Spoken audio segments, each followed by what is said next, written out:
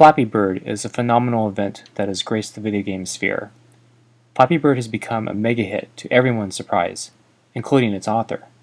What's more, the unwanted worldwide media attention has led him to pull the game from the App Store, creating yet another story. I believe respect should be given, and I believe the best way I can show my respect is to talk about his work instead of him. And in Flappy Bird's rise to popularity, the game has been slammed with unfair criticism of being bad, terrible, evil, stupid, and lots of backhanded compliments. This is not the case, so I am going to defend Flappy Bird and claim it's a good game. So let's start with the complaints that the game is unoriginal. So what? There is almost nothing new today. The video game industry has been in existence for over 30 years. It is almost impossible to find basic concepts that have not already been explored in prior games at this point. It is absurd to argue a game can't be done anymore because an element has been done before in another game. It is the differences in the details of execution that matter. And what's even more hypocritical is that most of the games cited are fairly recent games, and there are no complaints about what those games quote-unquote ripped off. Two of the most cited games I come across are Jetpack Joyride and Helicopter. Strangely, I see very little comparative outrage for Jetpack Joyride stealing from Helicopter, and I see no discussion of the games that came before Helicopter. So why stop at a game that is circa 2004 when there is still a quarter century of games that predate it? Right off the bat, I can invalidate both these games with two Nintendo 8-bit era games. In Balloon Fight, you flap your way through bolts of lightning that look like stars, in an endless trip to see how far you can go. Sound familiar? And in Gumshoe, you can use your light gun to juggle your character in the air to avoid hazards. In fairness, maybe we don't remember Gumshoe because all our Flappy Bird rage was directed at that duck hunt dog back then. Now let's take a closer look at Helicopter. Navigating through caves with distance tracking is a really novel thing, like in Super Cobra and its predecessor Scramble. And by the way, they did green caves first, so nobody's allowed to do that anymore. Or maybe the important feature is offering alternative high and low paths you can take, like in Vanguard. Or perhaps it's all about fine control over altitude, like Zaxxon. Canabalt is another game often mentioned when marginalizing Flappy Bird, a game known for its well-timed jumping. Or maybe gravity-based games are the disqualifying factor. Never mind the fact that Flappy Bird is one of the only games to use real-life Earth-like gravity because all other games think that real-life gravity is too hard. But that aside, the only game we should be playing is the very first digital computer game ever, Space War, from 1962. Okay, maybe it's the combination of gravity plus birds that makes people so angry. Gravity and birds. What games are there that have gravity and birds? Oh, of course, Joust! But you know, Balloon Fight did introduce something that Joust didn't do, so maybe there's still room for one more game. Birds and gravity. There seems like there's an obvious game that I'm missing that has birds and gravity. Oh, that's right. Astro Chicken. Astro Chicken is the quintessential bird and gravity game, and there's just nothing left to be done after that, so that's it. With that nonsense out of the way, let's talk about Flappy Bird itself. As we alluded to earlier with the physics, yes, the game is hard. How hard? 1980s classic video game hard. But being a hard game doesn't automatically make it a good game or a bad game. And there have been a lot of hard games throughout all video game history.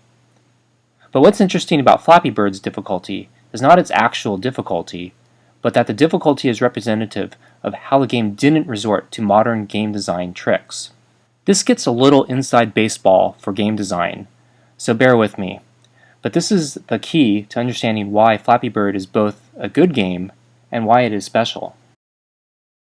Over the years, game designers have evolved techniques on how to make their games more successful. These are things like better graphics and sound, story, cutscenes, difficulty levels, achievements, and a lot more things. But if you look at the list, The really important thing to notice about the toolbox is that it does not address core game mechanics. The game mechanics are still up to the game designer to figure out. What the toolbox helps with is making the game more appealing to more people. Eye candy makes the game more attractive for marketing. Story can be used as a way to disguise the fact that the game is stalling the player's progress from advancing. Instead of finding the red key card, a story and motivation can be given to disguise the fact that the player is still, metaphorically, just finding the red key card. And even difficulty curves are part of this bag of tricks. Modern games use them not only to attract new or inexperienced gamers, but also to keep existing players hooked. For example, when a player levels up in an RPG, the game immediately gets easier, reinforcing that the player was rewarded for accomplishing this milestone. But the game will eventually get harder by revealing stronger monsters a little later, so the player doesn't get bored. Let's take a more concrete example, Pac-Man. I spoke in more detail about this in another video presentation which is linked to below, so I won't repeat myself. Please go watch that. But the idea is that over the years, many Pac-Man sequels have been created, and they all use the game design toolbox to add more things. Add 3D, add more levels, add new power-ups, add new types of enemies, and even bosses. Finally, for Pac-Man Championship Edition, they did the unthinkable, and they removed things from the toolbox and focused on core gameplay. No more level stages, no more cutscenes. The graphics reverted to the 1980 look. And they managed to create a brilliant game that made it one of the most worthy sequels ever to contain the Pac-Man name. But Pac-Man Championship Edition didn't fully remove the eye candy. They have some very nice effects, and do make effective use of them. However, what if Pac-Man CE removed all those effects too, so the graphics were no better than the original 1980 Pac-Man? The core game would still be the same, so why not do it? But that's crazy talk, because nobody would want to play that game in today's age. But wait, Flappy Bird is now that wonderful exception that proves this rule. This is a game that has nearly no toolbox use and thrives on its core mechanics, expecting users to persevere on their pure skill and mental endurance alone.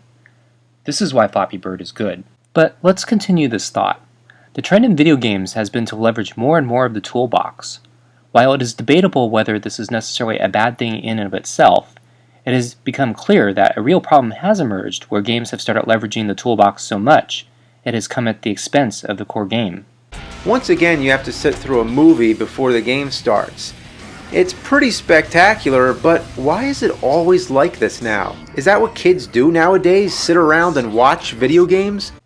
Even more dastardly is that the toolbox has become so effective, it is now possible to create games completely through the manipulative psychological tricks of the toolbox without an actual game. This is what the satirical game Cow Clicker so brilliantly exposed. Cow Clicker shows us that the current lot of social games can be reduced to a single click plus waiting, with option to pay money. The psychological tricks employed are sufficient to create addiction despite the absence of any actual game. While people negatively throw around the term casual game, Flappy Bird is not anything like the casual games we normally think of. It is easy to mistake Flappy Bird as one of those games and label it as evil. But we should avoid throwing that word around, otherwise it loses its effectiveness for times when we really need it. Flappy Bird is closer to its classic arcade brethren of the 70s and 80s than the casual game. And here's the point we should be seizing on that has been completely missed. We have become jaded and convinced that there is something unpalatable about pure gameplay, that we must mask or distill it with more and more psychological manipulation from the toolbox. Flappy Bird should be seen as an inspiring event because it proves that it is indeed possible for the world to accept pure gameplay without the bag of tricks.